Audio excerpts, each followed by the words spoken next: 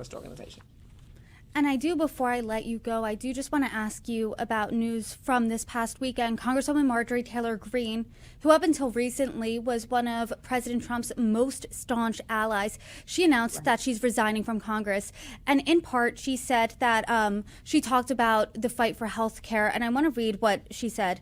During the longest shutdown in our nation's history, I raged against my own speaker and my own party for refusing to proactively work diligently to pass a plan to save American health care and protect Americans from outrageous, overpriced, and unaffordable health insurance policies.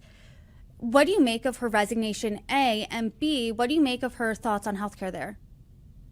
I agree with her thoughts on healthcare, and I'm glad that she came around as a result of her own children experiencing, the price hikes that are outrageous, that are coming from the expiration of the tax credits for the Affordable Care Act. The refusal of the Republicans, especially Mike Johnson, who just rejected the potential proposal that Donald Trump supposedly was considering, and says, Republicans in the House have no interest in extending the healthcare tax credits. I mean, that's breathtaking and outrageous, and I understand her frustration.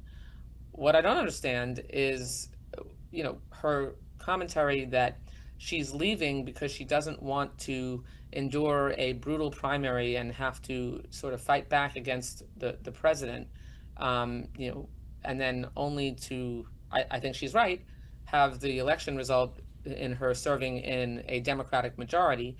I will tell you, I have disagreed with presidents of my party and strongly supported the position that I and my constituents believed in. And I would never let a president of the United States bully me out of a job that I loved and the privilege that you have of representing your people.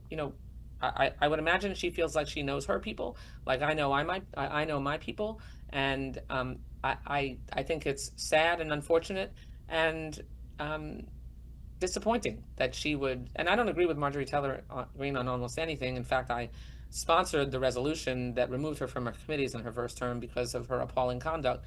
But I don't think we have three co-equal branches of government. The legislative branch is an important one. No legislator should, cower in the corner and fade into oblivion by allowing themselves to be bullied by a president. She is someone who's been described as a firebrand. She has made plenty of controversial commentary in the past. It seems like she is changing her tenor, her tone a bit. She's apologized for, her participation in what she described toxic politics.